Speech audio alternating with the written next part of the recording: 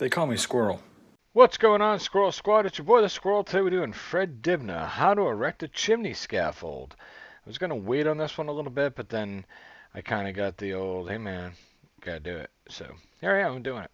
I want to say what's up to all the new people to the channel. We've really grown a lot in the past couple weeks, especially over the past 24 hours. We got a lot of new folks coming from Indonesia, and I just want to welcome all of you to the channel.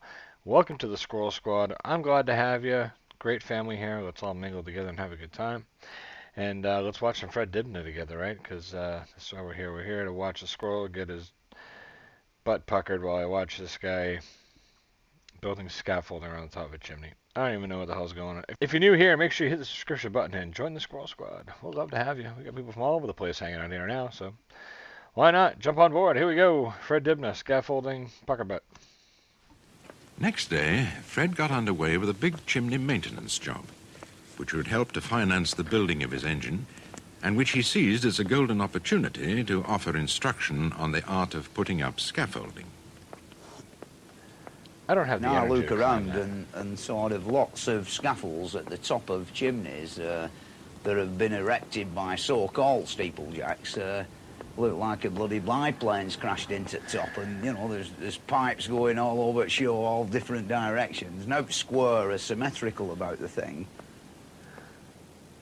And life went by, and one day I met the man who sort of had been a draftsman, and he'd only ended up in this crazy job through his father-in-law were a bit stuck, who were a steeplejack, and he'd gone help him out, and he was like a bit of a cut above the rest with the grey matter, and he explained to me with a piece of chalk on the cobblestones in a mill yard in Bolton how you put the ladders up and how you put the staging up round the top of a chimney. First thing I've got to do is get me bosun's chair up, and then I'm dangling in a position somewhere round about here on my 3 bits of rope and a little board. I have then got to chisel 4 holes into the brickwork, 6 inches apart in a vertical plane and a couple of foot apart the other way. And the next thing, up comes 4 iron pins or iron dogs. The purpose of these is to support a great balk of timber, which will come up next, you see. Put one of these dogs or pins in the hole on the left-hand side of the ladder. When the batten comes up the chimney, it's tied onto the line that goes from another pulley wheel at the top right down to the floor. It's tied on in a position about 4 feet from one end, and then the rope runs up the side of it, and there's a lashing round there which I can conveniently undo, and then I guide that piece of timber with, you know, Donald at the bottom supporting its weight, and I guide it behind the ladder until I've got it going across here, like so.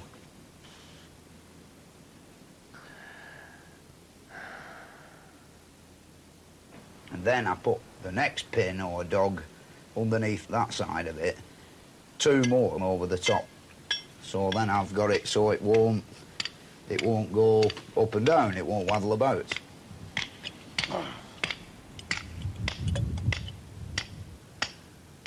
Oh, so he puts them on top and on bottom. In so a bosun's chair, if you've looked after all the rope and all the tackle, you have a beautiful sense of security, because you know rope will hold a couple of ton and you weigh nowhere near that, and like really pays you to look after your equipment, because you know, like if that bloody rope breaks, you're dead. You're fucked. It's half a day out with the undertaker. Half a day out with the undertaker.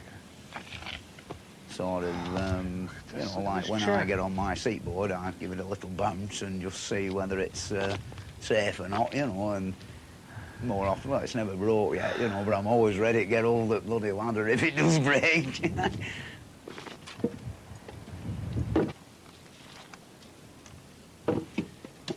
This batten has a series of holes drilled in it, and I then proceed to bolt one on there and one over there, like so.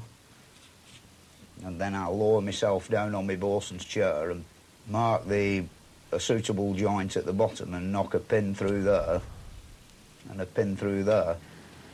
So I've then got that like all braced up quite solid. Oh. So you're doing both sides of the chimney at the same time? Swinging back and forth? When that's been done on both sides of the chimney, the next thing to come up is 2 long steel rods, which I use to connect both of these battens together. Just sitting on a chair. Oh my God. And I've got this big iron rod and I've got to send it over to the far batten. And that means maybe 14 feet across, you know, or 12 foot on a reasonable chimney stack. I've got to get that rod onto the other batten so that it's in like line with an hole, and as it scrapes down the face, give it a shove through the hole, you know, and if you're lucky you'll get it through, sort of thing. It's rather a tricky bit, that. See, all the modern men use aluminium scaffolding tubing now, but I like this way of doing it. It's a bit more awkward, but when you've got it all up, it's quite solid. Oh my gosh, I know this guy's never fallen, but I still am like, it takes my breath away to even watch this. Yeah, I guess. That's how he does it. He drags it down the face, he said, until he gets it in the friggin' hole.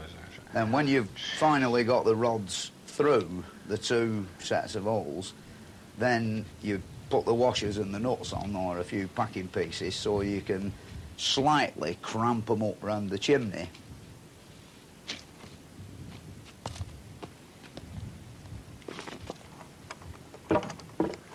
Then after we've got the 2 battens on and bolted together, the next stage of the game is planks, which form like the platform that you walk on, come up one at once, of course, because some of them like 16, 18 feet long.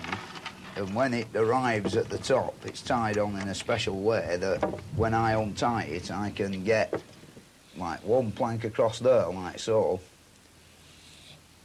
and 1 across there, like so, and then another one next to it, you see, all the way around the top. And so that when you walk on them, they don't go like up and down like that. You know, 2 iron plates with a bolt through the middle, which makes them 2 boards as one, and then there's iron hooks that hook them onto the battens, so the wind can blow at 100 mile an hour and they'll still be there in the morning, you see. Exactly what I want to imagine. Being up there Wind is at 100 every mile an hour. steeplejack's enemy, you know, like there's no way that, you know, you get the boards up, and even if you've got to keep it flat all the time, and you've got this feeling that it's floating on the wind, you know, which it really is, and if you turn it sideways on into the wind, it'd have your way.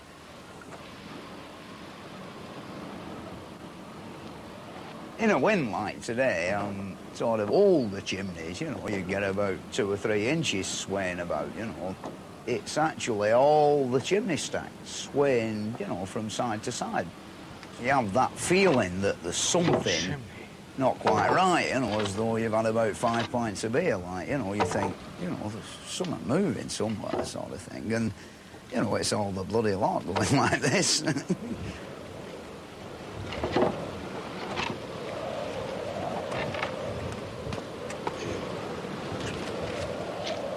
Fred in his fucking fantastic chair. Sorry, just...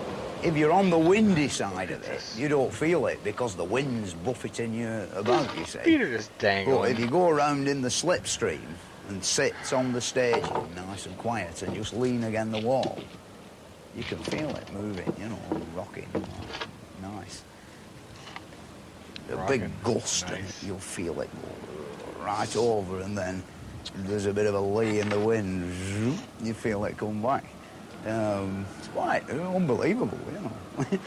There's not many people experience stuff like that. Yeah, not too many people experience something like that. I can't imagine. Like, no, not too many people experience being able to hug onto a chimney 300 feet in the air and feel it move a couple inches in a gust of wind. I wonder why that is. Because not everyone's as crazy as you, Fred. That's why. That's exactly why.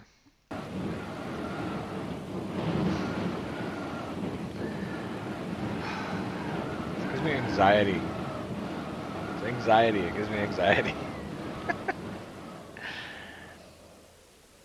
When we've got all the big planks in position, On a large diameter chimney, there's a great gap in the corner, so we've got 4 boards called corner boards that fit across the corners, you see, like so, which, like, stops you falling through the hole in the corner. Who's on it?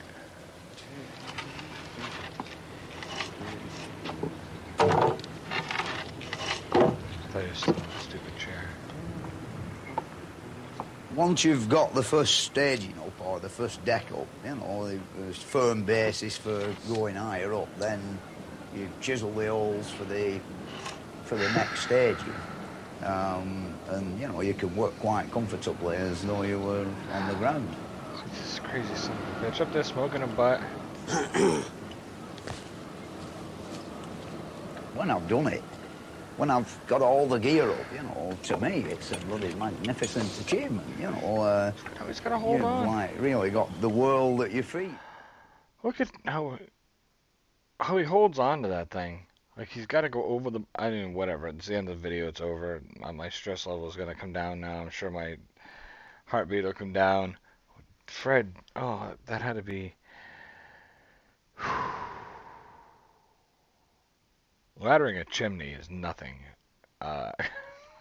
compared to scaffolding the chimney. Oh, I don't know, guys. I'm not going to hang out here much longer and try to analyze this. It is what it is. It's scary as shit. This guy's got balls of steel.